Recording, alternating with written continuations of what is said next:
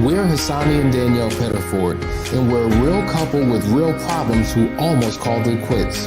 I was very frustrated. I became very disconnected, very jaded and cold. We have 4 children, going on 20 years of marriage, and we practice what we preach. Our mission, to change the way couples relate to one another and teach them the skills needed to improve the quality of their relationships. This is the Couples Academy Show.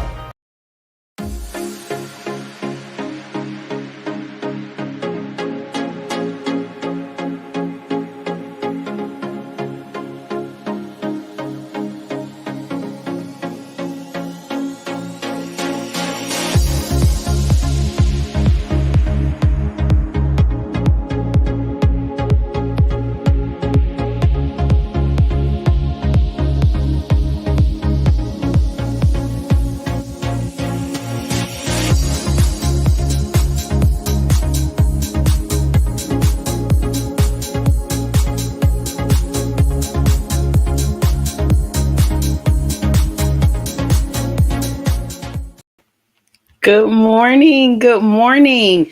Hello, everyone. You are watching the Couples Academy show. My name is Lakeisha Hines, and I'm so happy to be here with you the second day in a row. So, for those of you who are just joining us, we have a new topic today. It is 11 common patterns of verbal abuse. I think that we all are going to learn something new today. I know when I was researching this topic, I learned something new. This is one of those things that sometimes people aren't able to recognize that what they're experiencing actually is verbal abuse. And so I think it will be eye-opening for some of you. And I'm looking forward to having this discussion with you today. But before we get started, I want to welcome Jaguar and Brent. Hello, LaShawn. Hi, Ralph. Hello, Marshawn. Lindsay. Good morning, Lindsay. I missed you too. Hey, Miss Jules, family. Good to see you as always. Hi, Tori. I already know Gonzalez will be here like any moment. So I'm just going to say good morning, my brother, because I know you're coming. And again, just want to say welcome, welcome, welcome.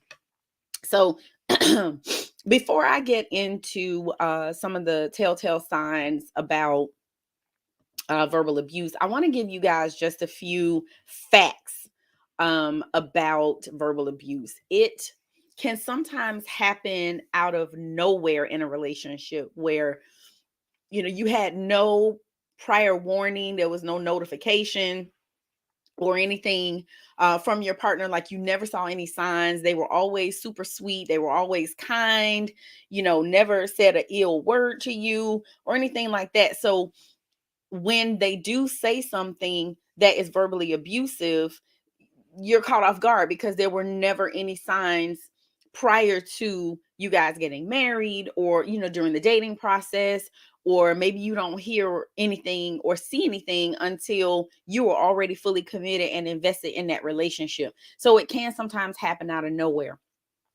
Another fact is that verbal abuse usually, not always, but usually happens in private where no one else can intervene. It can become a regular form of communication within a relationship. And a lot of ways that causes that to happen is because if it is not checked immediately, when the first time it happens, if it's not shut down, if it's not addressed, if it is accepted, then it will continue. Often it will continue. So it can become a regular form of communication. For the person who is verbally abusive, they may not even be aware that they're being verbally abusive. The person who's being abused may not be aware that it's verbal abuse. So they don't check it. They don't correct it. So then that can create that pattern, and it can be a regular form of communication. The good thing is there is something that can be done about it, and we will get into that a little bit later. The next fact is that verbal abuse is often isolating because what it does is it literally tears away your self-esteem, and that makes it more difficult to reach out to a friend, because if you're feeling insecure, unsure of yourself, or that person makes you feel unworthy, they don't make you feel valuable, you do feel alone, and you do feel like you can't reach out to the people who love and care about you, your closest friends. A lot of times there's embarrassment as well, especially if it's been going on for an extended period of time. And if you don't know what to do about it, you don't know how to stop it, there may be some level of shame or embarrassment that might prevent you from reaching out to a friend or a loved one to communicate what's happening with you. Another fact is, oftentimes people who experience verbal abuse, they'll rationalize it in their mind, and they don't even realize, again, that it's an unhealthy form of communication, but they'll rationalize it and maybe, oh, well, they were just upset today, or they had a bad day today. They're not feeling good today. They're stressed out today. Work was really hard. The kids are driving us crazy or driving them crazy. So I understand. There are times where I even want to lash out. So I understand why they might want to lash out. Oh, they don't have the coping skills or strategies that I have. And that's why I'm able to contain myself, but they cannot. So we'll make excuses. We'll rationalize it in our mind because we don't want to end a relationship. We love the person, and we don't know how to fix it. So just because it's being rationalized or it's being explained away or justified or even understood, that doesn't make it any less distressing or mentally exhausting for the person who's being abused. It's actually extremely exhausting, and it is very stressful, and it can be very hurtful as well if there's been continued verbal abuse. Another fact, verbal abuse is a means of maintaining power and control over the other person who is in the relationship. They may take on this dominant position and use this as a way to keep you feeling insecure, unsure of yourself, which in turn will prevent you from speaking up and doing what you need to do to stop the verbal abuse. Last fact. Verbal abuse is not always blatantly obvious. There can be subtle forms of verbal abuse, and that makes it even more difficult to recognize. But it's okay because I'm going to help you today. If you can't tell whether your partner is being funny or belittling, here are a few telltale signs that you actually are being diminished or minimized or verbally abused in your relationship. So let's go. First one, threats. Now, when you think of the word threat, I think for most of us, the first thing that pops into our mind is like they're threatening to harm you in some way. That could be it, but it also could be threatening to leave. It could be threatening to take away something, threatening to not give you something. They're all different types of threats, but definitely if there is a threat, it can be verbal abuse. Because think about when someone threatens you, think about what you feel internally. Oftentimes there's fear, there is uncertainty, there is a lack of information, because what does that threat really mean? I understand the words, but what's behind the words? So there's a breakdown in communication. Usually there's a shutdown, there's a disconnect. And there are 4 things specifically that women need in a relationship. The number 1 is love. Then it's safety, security, and support.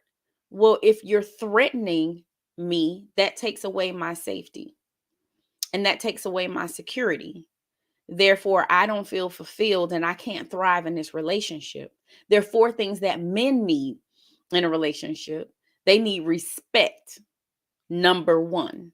Then they need to be valued, they need to be appreciated, they need to be affirmed. So if their spouse or their partner is threatening them, that takes away the respect. And if they don't feel respected, they can't love. Now we have an issue. Okay. So threats, one of the main patterns, most common patterns of verbal abuse. Second one, name calling. Oh my gosh. This one, depending on the types of names that are being used to refer to the partner or spouse, can be so triggering, can cut extremely deeply, because let's say your partner or your spouse calls you something that your abusive ex-husband or ex-wife called you, or maybe an abusive parent or an abusive family member. If they call you that same name that that person called you, that can be triggering for that person. And again, that threatens the safety, security, the love, the respect, the ability to be vulnerable with one another. So the name calling, again, it can be triggering. And even if it's not, it can start triggers. Does that make sense? I mean, literally, it can cause you to begin to have triggers that you did not previously have. Again, this is something else that will really destroy and tear down your self-esteem if you're being called. And we're not talking about love names, right? We're not talking about sugar, honey, boo boo, sweetie. We're not talking about those names. We're talking about B's and MFs and idiot and you're stupid and you're ugly or you're fat. We're talking about derogatory terminology when we're talking about name calling. Okay. Nothing that's sweet or kind. And it definitely can tear down a person's self-esteem. So the next one is condescension. This one is really, really tricky to identify sometimes, because condescension is like light sarcasm, or it's a sarcastic tone of voice. And it might be too, if let's say you're with someone who is the comedian in a relationship, because we all have one person who is more social, more outgoing, more talkative. They have a tendency to be more upbeat and bubbly and lively, and maybe they tell jokes often. So if you are constantly being the butt of your partner's jokes, that's condescension. It can start off funny, and then that lowers your defenses, right? But then over time, it can become belittling. So for example, you might be out at a restaurant with your partner, your spouse, and let's say you guys do a group date or a couples date. Or you could be there alone, doesn't matter. It's worse if there are other people around. But they say, no wonder you're always moaning about your weight, complaining about your weight. Look how clean your plate is. Ha ha ha. And they deliver it as if it's a joke, but really what they're doing is saying that I see why you're overweight. They're confirming that you are overweight or that you have a weight problem. Okay, so condescension, like I said, it can be tricky to spot, because again, it's sarcasm, and it if it's joke related, then it comes off like, oh, I'm just making a joke.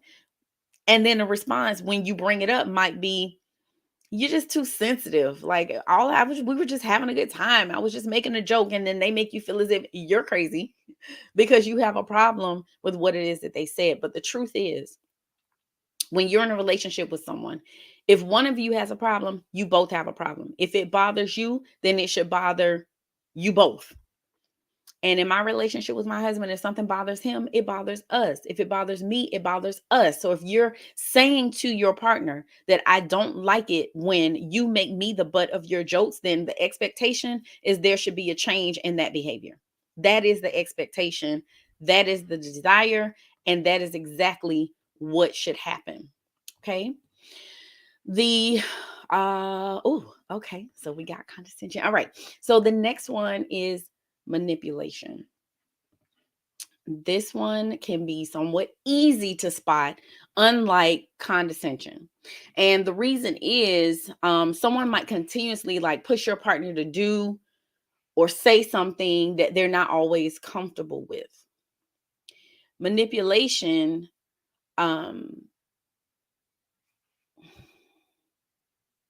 especially if you've communicated to your partner or your spouse that you're uncomfortable. If it's subtle, though, if the manipulation is subtle, then it can be difficult to detect. So manipulation is a tricky one. Sometimes it's easy, just depends, right? If you're with someone who has a controlling personality, it's much easier to spot. But if it's more subtle, then it might be difficult to detect. But they might turn a situation around and put the blame on the abused partner. So they might say something like, if you really love me, you wouldn't say or do that. If you guys get into some type of disagreement or something and they hurt your feelings and you go to them and you say, you really hurt my feelings when you said blah, blah, blah, you did whatever. And they turn it around and say, well, I wouldn't have done that if you didn't do, I wouldn't have said that if you didn't say, or I said that because I did that because I said that because you, blah, blah, blah, fill in the blank. That's manipulation. Right. So again, you just have to be really, really mindful of what your partner is saying to you, how they respond to you when you bring something to them that is uncomfortable, that hurts your feelings or doesn't make you feel good. So guys, you are watching a Couples Academy show. We're going to take a quick break and we'll be right back to continue these common signs.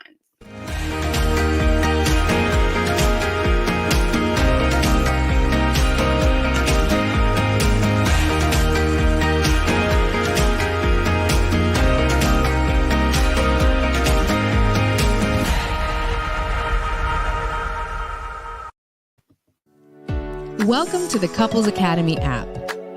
The Couples Academy app is your go-to hub for how to do marriage right. Get started with our app today by perusing our amazing features that conveniently allow you to connect. This app is packed with powerful content and resources to help you grow and stay connected.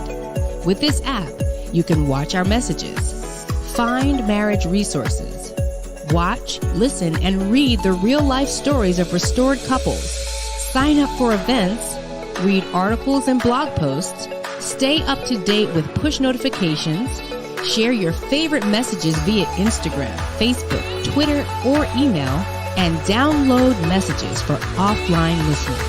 For more information about the Couples Academy app, go to couplesacademy.org. Good morning. Good morning. You're watching a Couples Academy show. My name is Lakeisha Hines. I had an opportunity to look in at some of the comments, and let me tell you something. You all literally, you give me life. I swear you do. You give me life. So Tori, you specifically said good morning, Tori Love. Good morning. Good morning. Hey, Nelly. Hi, Shannon. Rhoda from Connecticut. Hello. Hi, Derek. Miss Kimberly. Sharon Gonzalez. I already shouted you out, bruh. It's I know he's coming. Good morning. Hi, Debbie and Jody. Mrs. Carter. Good morning. Okay, so listen, this is the part that had me cracking up. Denise, thank you, sis. She's this is totally off topic, but I am so feeling these hair wraps on you. So again, you give me life. Thank you. Keep the compliments coming. Hi, DC Hector, Sandy, JD Pruitt, Mrs. Hall. Hello. Hi, Veronica. Thank you so much, you guys, for joining us. If I have an opportunity, I will try to get to some of your questions, but I definitely want to make sure that you guys have these common patterns of verbal abuse, and I want to make sure I get through those with you today. I don't know if we'll have a continuation of this tomorrow. I don't know. Brother Hassani has not mentioned, but I at least want to try to get through the bulk of them because there are 11 common patterns. All right. So the next one that we'll go into is criticism. And, I think we all, understand criticism, but we do know that criticism can be positive or it can be negative. And so the positive one is constructive criticism. And it's okay to provide constructive criticism when it is requested. Let me say that again. It is totally okay to request constructive criticism when it is requested. Okay. Now, we're talking about your love partner, your life partner, right? Business relationships, a little bit different. There's an expectation that you're going to provide constructive criticism when it's a business relationship. But your relationship with your spouse or partner, it is not a business relationship. It's personal. All of it's personal. Do we handle business together? Absolutely. But it is a personal relationship. So it has to be treated differently. It has to be treated delicately with kindness and compassion. So the constructive criticism, when it is invited, when it's requested, absolutely. Give it to me. But if I don't ask you and we don't have that agreement or arrangement, then pump the brakes, pause, keep it to yourself unless they ask, right? So the thing is, we do need to be honest with each other when we're in relationship. That's business and professional and personal. Sorry. We do need to be honest with each other, and being honest with your partner is totally healthy. But if you are constantly criticizing them negatively, if you are belittling of your spouse or significant other, that is not healthy. And over time, it destroys their self-esteem. So some examples of that might be saying, why are you so disorganized? I mean, that is totally a criticism. You are telling them you are disorganized, and even with the tone, depending on how they say it, can even tell them, I'm disgusted with you, I'm annoyed with you, I'm irritated, I'm frustrated, all of that in 1, 2, 3, 4, 5 words. Why are you so disorganized? It can do that much damage. Also, another example might be, I can always count on you to ruin our date nights. Okay. So that's not motivating your spouse or your partner to want to continue to go on date nights with you. And again, what is that doing for the self-esteem? Right? Okay. So date night went left, it's my fault. And every time it goes left, it's always my fault. So we just have to be so mindful again of criticisms. Constructive criticism, okay, when requested. Not okay when it's not requested. Which this now kind of leads us into the next one, which is demeaning comments. So if you're with someone who puts you down using demeaning comments that refer to maybe your race, your ethnicity, gender, your religion, your family, your upbringing, or anything where demeaning comments are being used, it's unhealthy. It doesn't even have to be consistent. If it happens one time, you can bet most likely it's going to happen again. And it should not become a part of your normal everyday communication. Because if you're with someone who truly loves and respects you, they won't use something that is an inherent part of you, something you cannot do anything about. They won't use that to put you down. So one of the most common ones, and this is not me picking on you men, but this is so common, right? And this is the first thing that literally is like popping in my head when, your man might say to you, just like a woman, you're always crying, you're always emotional, right? That is gender based, and it can be extremely hurtful. Sometimes you're just with an emotional person. It has nothing to do with gender.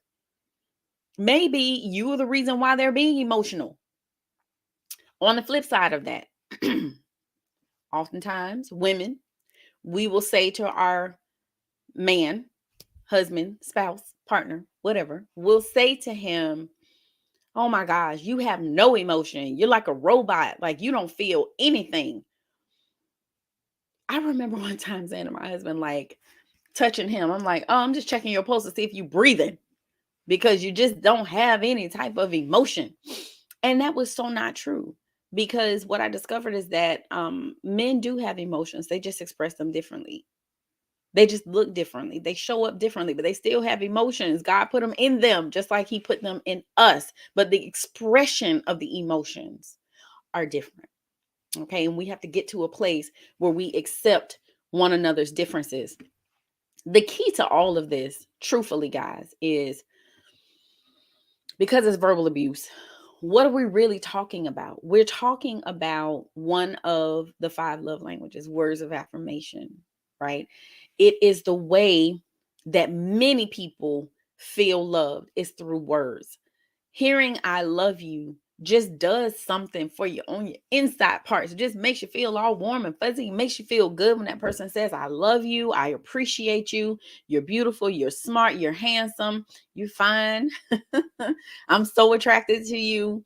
And you bring me so much joy. You're so smart. You're intelligent. When you say things like this to your partner or to your spouse, it boosts the self-esteem versus tearing it down. When you do give constructive criticism, you're sharing it in love. You're using your heart. You're being gentle and kind and compassionate, and you're being sensitive to the words that you're actually using when you're speaking to your partner or your spouse. So it's so, so important that we be mindful of our words, because once they leave your mouth, you cannot pull them back in. And the damage that is done sometimes is irreversible. So we just got to be mindful of how we communicate with one another. I want to tell you guys that I have some exciting news, because Foundry starts tomorrow. Foundry, the new 12 week session of Foundry, which is for the men, begins tomorrow. Mark your calendars, April the 27th. Unearthed starts next Wednesday. Ladies, you have almost a week, like a little over a week, to go ahead and sign up for Unearthed, which is specifically for our ladies. Also, 12-week program. It begins on May the 4th. Can you guys believe that like next week it will be May? We're almost at like half of 2022 being gone. It's crazy, right? So just wanted to let you know, Foundry starts tomorrow, April 27th. Unearthed begins May the 4th, Wednesday, May the 4th. All right, let's get into some of your questions. I will try to answer what I can. All right, Jaguar, what if a partner doesn't yell, curse, or insult, but instead they lie, gaslight, manipulate, and keep secrets? Is that abuse? I feel like the effects are the same. Okay, so one of the things that I mentioned with the common patterns of verbal abuse is that it can be very subtle. It doesn't have to be yelling or screaming at all, right? So it still could be verbal abuse, but you're saying that they lie, they gaslight, and they manipulate. Absolutely. One of the patterns was manipulation. And so again, that can be for several different reasons. They could have a controlling personality, and that causes them to be manipulative, or, turning the situation around to put the blame on you. That can be a form of verbal abuse, because they're not taking ownership for their role and the part that they are playing. And I think, you kind of answered your own question with the last statement when you said, I feel like the effects are the same. So yeah, how does it make you feel? If it makes you feel that way, then absolutely it's abusive to you. And that needs to be handled immediately. That needs to be dealt with for sure. All right, Veronica, what is your thoughts on smear campaigns or belittling? How do you handle it or stop it? Okay, so Veronica, this is what I don't know. When you say smear campaign, is this your partner or spouse? Is this at work, like with the professional? Because that would be two totally different answers. So because you're watching a Couples Academy show, I am going to assume that this is someone that you are in relationship with, either a spouse or partner. So my thoughts on them, on smear campaigns or belittling, is that it's unacceptable. 100%. How do you handle it? You communicate that it's unacceptable and that you are no longer going to accept it. You will discontinue the conversation if they are belittling. So here's the thing. Here's the scenario. You're in a conversation, starts off well. There's no yelling, fussing, cussing, fighting, whatever. But then throughout the conversation, it may begin to escalate, get a little bit more heated. And then the person begins to say things that are belittling. When you address it right in that moment, okay, stop. I'm not going to allow you to speak to me in this manner. When you can speak to me in a way that is kind and loving, compassionate, whatever word you want to use, then this conversation can continue. But until then, this conversation is over. And you have to be consistent with that. Do not continue to allow anyone to belittle you, because people will only do what you allow them to do. As far as the smear campaign is concerned, you cannot control other people's behavior. You cannot control what they say or what they do. And so I don't know how to stop someone from doing this smear campaign. Like, physically, you can't stop them, but verbally, you can have a conversation and let them know how it affects you, how it makes you feel when they go on these smear campaigns.